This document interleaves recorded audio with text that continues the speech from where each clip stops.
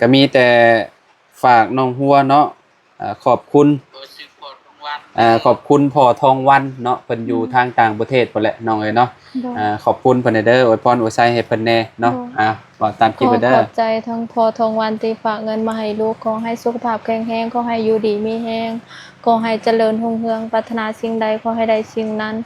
ความเจ็บอย่าได้ความไข้อย่าให้บ่ว่าจะเฮ็ดธุรกิจหยังขอให้แฮงๆปังๆลำๆรวยๆเด้อก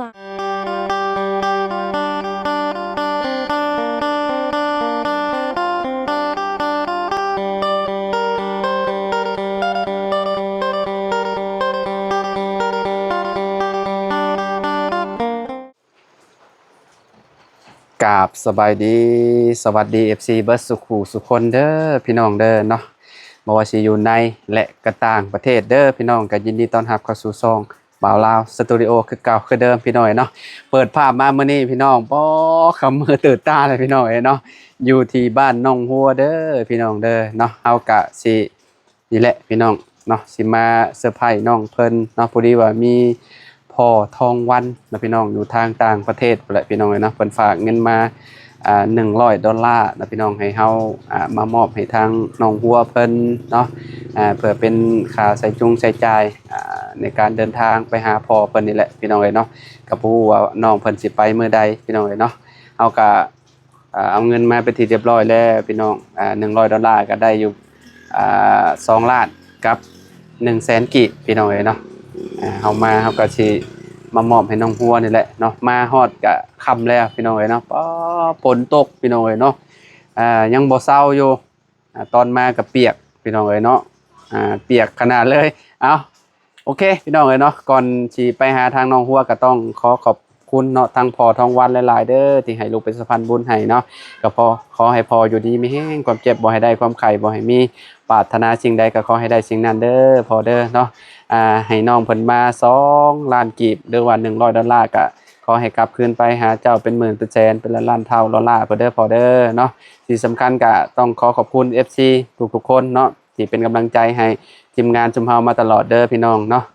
ขอบคุณหลายๆเนาะฝากกดไลค์กดแชร์เด้อพี่น้องเด้อเนาะขอบคุณจากใจเลยเนาะเอาบัดนี้เดี๋ยวไปหาทางน้องหัวเพิ่นเลยพี่น้อง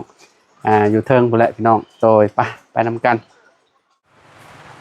ตอนนี้ก็มาหาน้องหัวแล้วเนาะพี่น้องสบายดีเด้อน้องหัวเด้อเนาะบ่ได้เจอกับน้องหัวนี่จักมื้อเลยน้องมื้อวันพฤหัสบ่ค่อยมื้อเนาะแต่วันที่เก่าจังเรามื้อแม่นบ่วันที่9ไอ้มาวันที่9เนาะแม่นแหละพี่น้อยเนาะลายมือพอสมควรอยู่เนาะมากับน้องเพิ่นเนาะใส่ห้องน้ำเรียบร้อยแล้วก็มีรถเข็นน้ำเข็นในเข็นไปเข็นก็บ่เฟิ่งอยู่เป็นจังได๋น้องเมื่อยแบกขึ้นทั้งภูเห็นเพิ่นเนาะมีถังแบกถังน่ะถังน้ำมันนั่นน่ะจักลิตรน่ะน้องนั่นน่ะพอเพิ่งว่า20 ลิตรประมาณ20เนาะแบกขึ้นจากพุ่นโอ้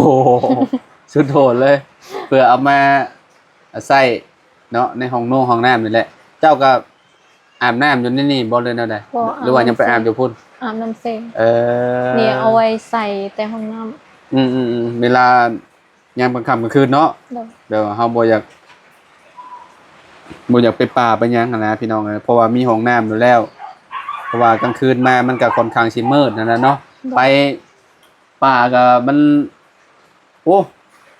ไกลเด้จากเฮือนเราไปผู้ฝั่งนั้นผู้พี่น้องเนาะเพราะว่าฝนตกในช่วงนี้ก็ยากแม่นพายุเข้าอีกแล้วนี่นะพี่น้องเนาะไปป่านี่ก็บ่อยากคิดสภาพแล้วเนาะยุงพี่น้องเนาะยามนี้นะแบบไปบ่มีห้องน้ำก็โอ้สุดยอดแล้วแต่บางคนก็คือแบบยังบ่มีห้องน้ำบางคนก็ได้พี่น้องเพิ่นก็ไปป่าคือเก่าเพิ่นก็แบบยังนั่นแหละใส่ป่าเป็นห้องน้ำเนาะคือน้องหัวมีห้องน้ำแล้วก็ใส่ห้องน้ำเนาะเป็นยังไงใส่ห้องน้ำใหม่ถือว่าโอเคบ่โอเคสบายมันก็บ่ได้อันนั้นเนาะมันก็บ่ลำบากคือแต่ก่อนพี่น้องเนาะแม่ก็ใช้น้ำอยู่บ่ยังบ่ทันได้เข้าห้องฮะ แม่ยังบ่ทันได้ใส่ เอาตัวสั้น เพราะว่าเราบ่เคยใส่เลย บ่เคยใช้ แม่ก็เลยมันสิยากๆหน่อยหนึง เอ้า ก็ค่อยๆ น้องจะได้ใช้อยู่บ่ น้อง ใช้บ่เป็นยังบ่ใช้คือกัน น้อง มีแต่เจ้าใช้ผู้เดียว น้องเพราะว่า ก็คือตะกี้แต่ก่อนก็บ่เคยมีแล้วก็บ่กล้าเข้าใช้เนาะเจ้าก็สอนเราก็ได้แล้วก็บอกเราโอ้ยมันสบายกว่ากันกับเจ้าไปป่าไปหยังหั่นแหละเนาะเราไปใช้แต่ตอนนี้แม่นจ้ะอยู่หั่นบ่ เด้ออยู่บนครัว โอ้ก็แปลกเนาะยังบ่ใช้เนาะใช้ได้จักมื้อแล้วนะอันนี้ห้องน้ำนี่ ห้องน้ำนี่เขาเจ้าเฮ็ดแล้วเมื่อวานนี้ หัวส้วมหัวหยังนี่แหละติดตั้งเมื่อวานนี้ แม่นเมื่อวานนี่บ่เมื่อวานเมื่อซื่อนะเมื่อวานนี้ เอ่อ เราใส่แต่ กับปนตรงแฮงนี่ก็เนาะโต่งเอาน้ำใส่ค่ายเนาะว่าเนาะ โดน นี่พี่น้องเลยเนาะมันกระตกแบบมันหยิบหั่นน่ะแบบว่าพอให้เฮาแบบลำบากหั่นน่ะเนาะคือแบบฝนบ่ได้ตกเอ่อหลายมื้อได้นี่เนาะมันก็เริ่มมาตกใหม่มื้อนี้เนาะ แม่น อืมบ่ฮู้ว่าพายุบ่หรือว่าจังใดพี่น้องเอ้ยเนาะเพราะว่าเห็นในโทรศัพท์นะในวันที่นะมีวันที่13 14 15 16ประมาณนี้แหละกราฟิกฝนแบบมีอยู่ในอันนั้นนะในวันที่นะก็บ่ฮู้ว่าสิแฮงจังใดเนาะแนมน้ำฝนตกแฮงก็คือน้องหัวเอาอ่า เอาทางมา ทางตัวนั้นเอามาโต่งเอาน้ำไว้เนาะ เนาะ น้ำเป็นจังไดน้ำกินเบิดแล้วบ่ น้ำสะอาด โอ้ยหมดแล้ว ฮะ หมดแล้ว ตอนนี้กินน้ำอยู่ใช่จ้ะ ขอตักน้ำหน้าบ้าน กินน้ำนั้นน่ะบ่าว โดย อันนั้นน้องจะบ่ หลานลูกเอื้อย หลาน แม่นมาลินอยู่พี่ เออ ลูกเอื้อยแต่บ้านเกียงหลวง ฮะ ว่าลูกเอื้อยอยู่บ้านเกียงหลวงเอาผัวอยู่บ้านเกียงหลวงและหลานมาลิน อยู่บ้านเกียงหลวงนี่ แม่น เพิ่นมานอนอยู่พี่เด้อจังได๋ มานอน มานอนนำจุมเจ้า โดย เพิ่นคือติดจุมเจ้า ติดไปแต่ละเทื่อแล้วบ่อยากกลับแม่โทรให้ เรา ในเมือง เราเว้าความลาวฮู้บ่ บ่ได้ บ่ได้ อืม เอ่อคิดว่าเพิ่นเว้าได้ซะดอกเนาะเพิ่นเข้าโรงเรียนอยู่บ่ซะน้องเพิ่นคือมาอยู่พี่ เขาโรงเรียนอยู่นี่เขาโรงเรียนอนุบาล มาเข้าโรงเรียนอยู่นี่อยู่นี่มีอนุบาลนำบ่ มี โอ้คิดว่าบ่มีอนุบาลมีเนาะ มี พี่น้องเอ้ยเนาะก็ มี คาด แต่ ได้ ห้อ ซั่ ง น อ เนาะ นุบาลและฮอดปได้ปห้ามาเรียน ตั้งแต่อนุบาลฮอดป .5 แม่น อันน่ะมไปเข้าอยู่ไสบ้านจุมเจ้า เมืองจันทน์อยู่เมืองจันทน์นะ อยู่บ้านเมืองจันทน์เนาะ แม่น โอ้เบิ่งขับรถจากนี้ไปบ้านเมืองจันทน์ก็บ่ไกลปานนั้นเนาะพี่น้องเอ้ยเนาะเข้ามเนาะอยู่พุทธเนาะเพราะว่าอยู่นี่บ่มีเนาะ โดย อยู่บ้านแก่งทองพี่น้องเอ้ยบ่มีห้องมมีแต่ห้องป .5 เนาะอ่าเนาะเอ้าถามเรื่องพ่อน้องเพิ่นมาก่อนจักบาทพี่น้องเอ้ยเนาะมีโอกาสสิไปเยี่ยมไปยามพ่ออยู่บ่สิไปเยี่ยมมื้อใด ก็ยังบ่ฮู้ว่าสิไปอาทิตย์หน้าตอนมีเวลาว่าสิไปอาทิตย์หน้า ว่าสิไปอาทิตย์หน้า โอ้ย เอ่อ แต่ก็ยังบ่ฮู้ว่า สิไปเยี่ยมแบบว่าไปเช้าเย็นกลับบ่หรือแนวใด แม่นไปตอนเช้าแล้วตอนแรงกลับ โอ้ไปตอนเช้าแล้วก็ตอนแลงกลับมาเนาะ โดย คิดว่าไปนอนไปหยังซะดอก โอ้ย เอ่อ แม่ไปหาตอนนั้นก็ไปกลับ แม่ไปแต่เช้าแล้ว ออกแต่เช้าเนาะออกแต่เช้าเพราะว่า แล้ว เบิ่ง มาฮอดเพื่อนเนี่ยก็ประมาณนี้ล่ะบางทีก็4 โมงก็ว่า เพราะว่าไปนี่ออกแต่เช้านี่มันก็บ่ได้มันก็บ่สวยปานใดหันนะพี่น้องเอ้ยเนาะแบบว่าเฮาตื่นแต่ 4-5 โมงบัดนี้นะเตรียมตัวเตรียมหยังอาบน้ำอาบในออกไปนั่งรถก็นั่งอยู่ไสหารถหั่นเนาะ อยู่เซโปน ไปอยู่ไสโปนบ่ โดย ไปนั่งรถโดยสารอยู่ไสโปนเนาะ โดย พี่น้องเอ้ยเนาะก็ตื่นแต่เช้าก็มันก็บ่อันนั้นปานใดดอกพี่น้องเอ้ยเนาะก็บ่ไกลปานใดดอกเนาะนั่งรถโดยสารไปใน ราคาแสนได้บ่แสนคุมื้อนี่เฮาก็บ่แน่ใจปานใดพี่น้องเพราะ ป ว่า ระมาณแสนปลาย แสนปลายบ่คุมื้อนี่น้องหัว อืม ตอนซุมเบาจรเบาน้อยเมื่อครับประมาณ4-5 เดือนที่แล้วน่ะประมาณแสนหนึงค่ารถเนาะค่ารถโดยสาร แม่ไปตอนนั้นก็ขึ้นแต่ เพราะว่า ตอนนี้ยันมันขึ้นแล้ว เพิ่นบ่ได้ไปสวรรค์อันนี้นะอันเพิ่นลงในเซโน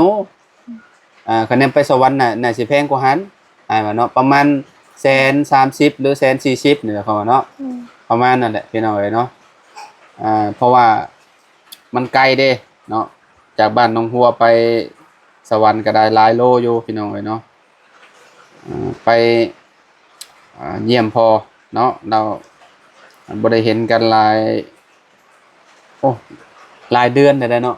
3 ปีแล้ว หลายเดือนบ่หลายปีเติบพี่น้องเอ้ยเนาะประมาณ2-3 ปีเนาะ